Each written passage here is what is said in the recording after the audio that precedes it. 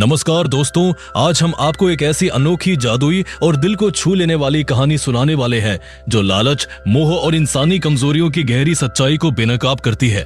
कहानी शुरू होती है एक घने और रहस्यमयी जंगल से। जंगल के बीचों बीच एक छोटी सी सेना आगे बढ़ रही है।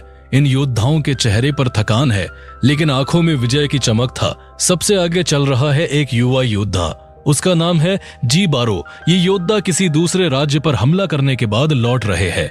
उनके पास लूट का माल है, लेकिन अभी भी उनकी भूख शांत नहीं हुई है। रास्ते में वे एक जगह रुकते हैं। जी बारो अपना घोड़ा एक बड़े पेड़ से बांधता देता है और थोड़ी दूर स्थित एक शांत झील की तरफ जाता है। पानी पीने के लिए वे झील के किनारे झुकता है। तभी उसकी नजर पानी के अंदर चमकते एक छोटे सोने के टुकड़े पर पड़ती है।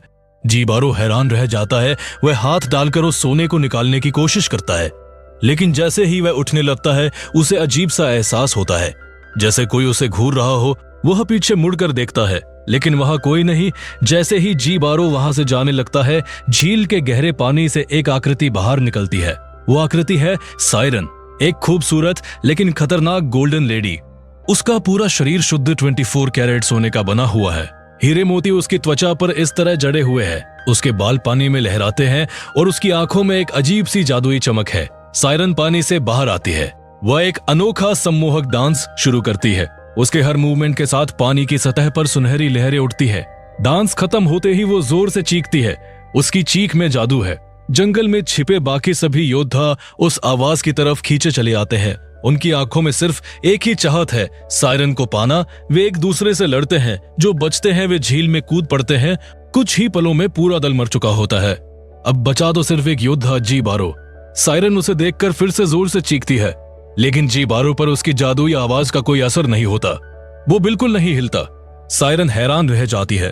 आज तक कोई भी उसकी सम्मोहक चीख से नहीं बच पाया था, लेकिन जी बारो बिल्कुल अलग था। वह समझ जाती है कि जी बारो बहरा है, उसकी सुनने की शक्ति नहीं है, इसलिए उसका जादू उस पर काम नहीं कर रहा।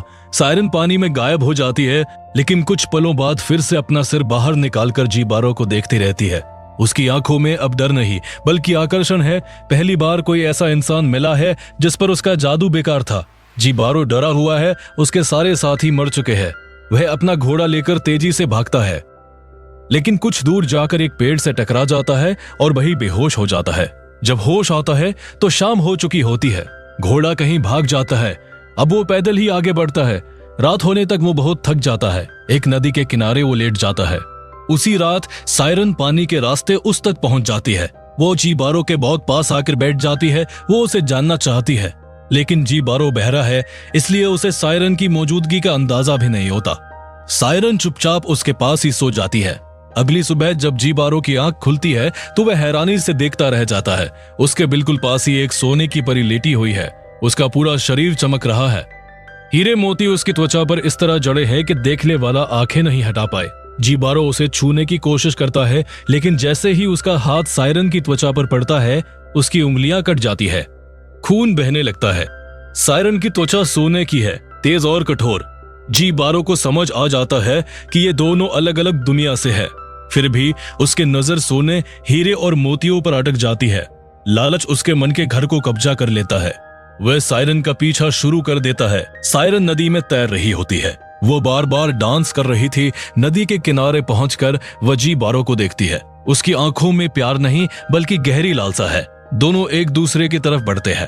पहली बार वे बहुत करीब आते हैं और फिर वे एक दूसरे को चूम लेते हैं। किसके दौरान जी बारो के होठों से खून निकलता है। फिर भी दोनों रुकते नहीं। जी बारो को सिर्फ सोना चाहिए था। सायरन को सिर्फ जी बारो का प्यार चाहिए। दोनों के मन में एक दूसरे को इस्तेमाल करने का लालच है।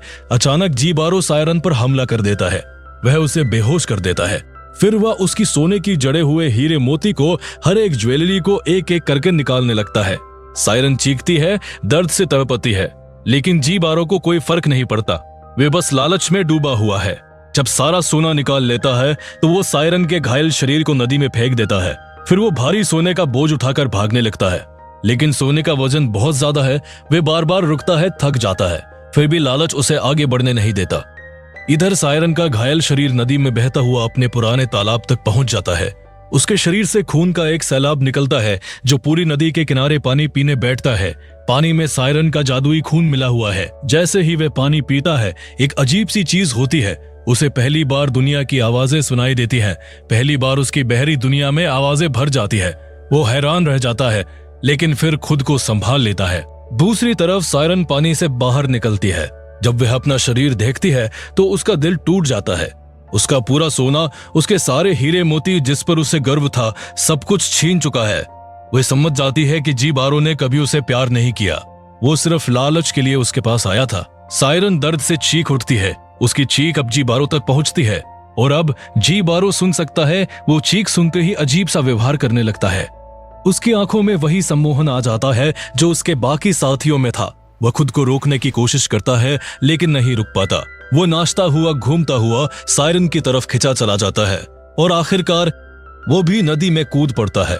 उसे पानी के नीचे सैकड़ों खोपड़ियां दिखाई देती है, सायरन के पुराने शिकारों की। सायरन अब अकेली है। अब उसके शरीर में न सोना बचा है, न हीरे मोती, और जी बारो जिसने सोना पाया वही सोना उसके लिए मौत बन गया।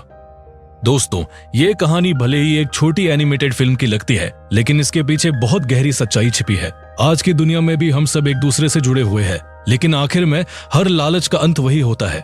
बुराई का फल बुराई ही होता है। उम्मीद है ये कहानी आपको सोचने पर मजबूर कर गई होगी। अगर आपको ये वीडियो पसंद आई हो तो चैनल को सब्सक्राइब जरूर करें, ताकि ऐसे ही गहरी और अनोखी कहानियां आपको मिलती रहे।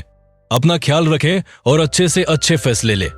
मिलते हैं अगली कहानी में। धन्यवाद।